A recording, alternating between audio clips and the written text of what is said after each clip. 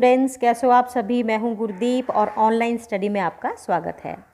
तो बेटा आज हम करेंगे आपका सेकंड चैप्टर, आपका जो दूसरा अध्याय है, क्योंकि ये बीच में मिस हो गया था तो आज मैं इसको करवाऊंगी। तो ये है बेटा आपका लहासा की ओर, जो कि राहुल सांकृत्यायन जी का लिखा हुआ है।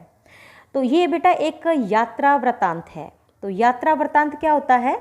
जिसमें जब कोई साहित्यकार अपनी किसी यात्रा के बारे में लिखता है, ठीक है, कि अगर वो कहीं घूमने गया है तो उसने क्या क्या देखा, कैसे कैसे गया, तो जब वो उनका जो वर्णन करता है तो उसे हम यात्रा वृतांत कहते हैं।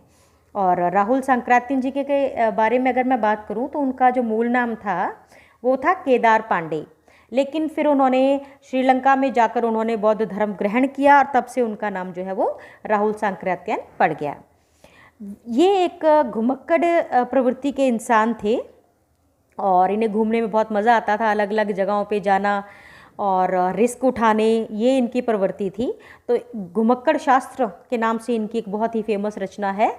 तो आइए, ये भी एक जो है हमारा एक यात्रा वृतांत है, तो आइए हम इसके विषय में पढ़ते हैं। तो इसकी जो प्रश्न है बेटा, इसका पहला प्रश्न है कि थोडला के पहले के आखिरी गांव पहुंचने पर भिकमंगे के वेश में होने के बावजूद लेखक को ठहरने के लिए उचित स्थान मिला, जबकि दूसरी यात्रा के समय भद्र वेश भी उन्हें उचित स्थान नहीं दिला सका, क्यों?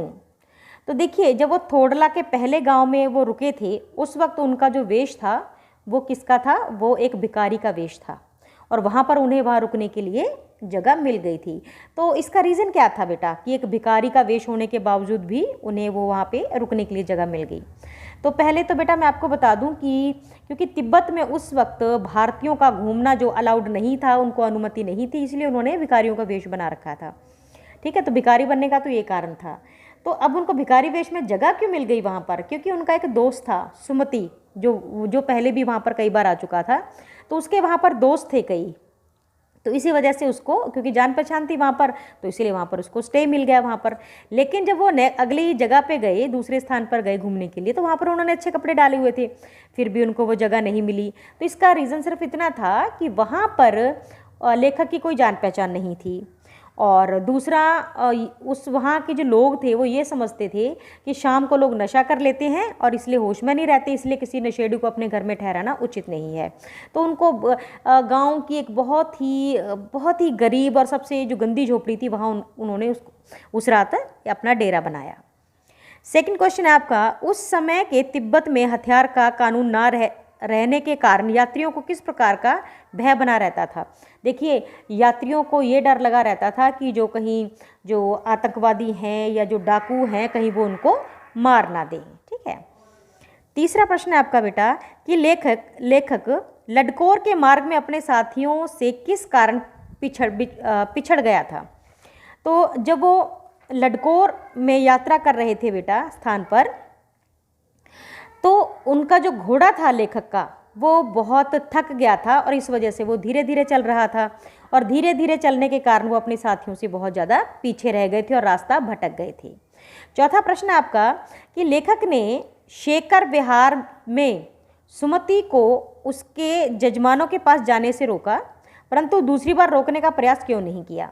देखिए, लेखक ने पहली बार पूछा था, सुमति ने लेखक से, कि भाई वो यहाँ पे उनके जजमान हैं, वो उनके पास जाना चाहता है, तो लेखक ने साफ मना कर दिया। लेकिन दूसरी बार जब वो उन्होंने पूछा कि भाई मैं जाना चाहता हूँ, तो वो रोक नहीं पाई। तो क्या कारण था भी उन्होंने दूसरी बार क्यों नहीं रोका? एक्चुअल में वो वहाँ पर किसी मंदिर में एक बुद्ध वचन की जो अनुवादित हस्तलिखित कोई पोथी थी, उसको पढ़ने में वो मगन हो रही थी। वो पोथी जो थी बुद्ध वचन की, उन्हें बहुत अच्छी लग रही थी, तो इसीलिए फिर जब उससे पूछा गया तो वो पढ़ने में इतना मगन थे कि उन्होंने उसे रोकने के लिए बोला ही नहीं और जाने की अनुमति दे दी। पांचवा आपका प्रश्न है, अपनी यात्रा के दौरान लेखक को किन कठिनाइयों का सामना करना पड़ा? तो देखिए, वैसे हम अगर नॉर्मल भी कहीं जाते हैं तो छोटी मोटी जो परेशानियां तो हमें आती रहती हैं, लेकिन लेखक को बहुत ज़्यादा कठिनाई आई। तो इसका कारण क्या था बेटा? सबसे पहले तो यही था कि भारतीयों को तिब्बत यात्रा की अनुमति नहीं थी, तो इसीलिए अब जो लेखक है, क्योंकि वो घूमने का इतना शौकीन था कि वो अनुमति नहीं थी, फिर भी वो वहाँ पर जैसे तैसे पहुँच गया। तो उसने क्या किया, भिखारियों का वेश बना लिया। ठीक है, उसको भिखारी बनना पड़ा वहाँ जाने के लिए। और लेकिन जो लोग हैं वो भिखारी लोगों को अपने घर नहीं घुसाते थे ताकि वो चोरी ना कर लें, इसलिए उनको कहीं ना कहीं वहाँ पर रहने की भी दिक्कत आई और उनको कई खतरनाक जो जगह है वो भी जो है उनको पार करनी पड़ी। और एक जगह थी लडकोर, वहाँ पर ये जो मैंने पहले बताया था कि लडकोर में रास्ते में उनका घोड़ा थक गया था तो धीरे धीरे चलने लगा, वो अपने साथियों से बिछड़ गए तो और भी उनकी जो समस्याएं हैं वो और भी ज़्यादा बढ़ गई थी। और तो ये इस तरह की जो समस्याएं हैं, बाहर जाके उनको बहुत सारी समस्याओं का सामना करना पड़ा। आ गया बेटा कि प्रस्तुत यात्रा वृत्तांत के आधार पर बताइए कि उस समय का तिब्बती समाज कैसा था। ठीक है, तो देखिए बेटा, तिब्बत समाज अगर हम उस वक्त की बात करें जब राहुल जी वहाँ घूमने गए थे तो वहाँ पर कोई छुआछात नहीं था, औरतों के लिए कोई पर्दे का रिवाज नहीं था और वहाँ के लोग इतने अच्छे थे कि अगर किसी के पहचान के वो नहीं भी लोग हैं और उन्हें ज़रूरत है रुकने की तो अपने घरों में अपरिचित लोगों को भी ठहरा लेते थे। हाँ, लेकिन जो भिखमंगे हैं उनको अपने घर में जगह नहीं देते थे कि कहीं वो चोरी ही ना करके ले जाएं। ठीक है, और आए गए की वो बहुत इज्जत करते थे। तो ये समाज है तिब्बती समाज बहुत ही खूबसूरत था, बहुत ही बढ़िया था। मैं अब पुस्तकों के भीतर था, ये 7वां प्रश्न है आपका। नीचे दिए गए विकल्पों में से कौन सा एक वाक्य अर्थ को बतलाता है। मैं पुस्तकों के भीतर था का क्या मतलब हो सकता है? लेखक पुस्तक पढ़ने में रम गया, लेखक पुस्तकों की शेल्फ के भीतर चला गया, लेखक के चारों ओर पुस्तक ही थी, पुस्तक में लेखक का परिचय और चित्र छपा था। तो क्या मतलब हो सकता है? तो देखिए बेटा, पुस्तकों में के भीतर था का मतलब ये है कि किताब पढ़ने में ही मस्त हो जाना। तो इसका ऑप्शन आएगा ए, लेखक पुस्तकें पढ़ने में रम गया मतलब मस्त हो गया, उसको कोई जो है होश नहीं रही। तो बेटा ये थे आपके अभ्यास के प्रश्न लहासा की ओर।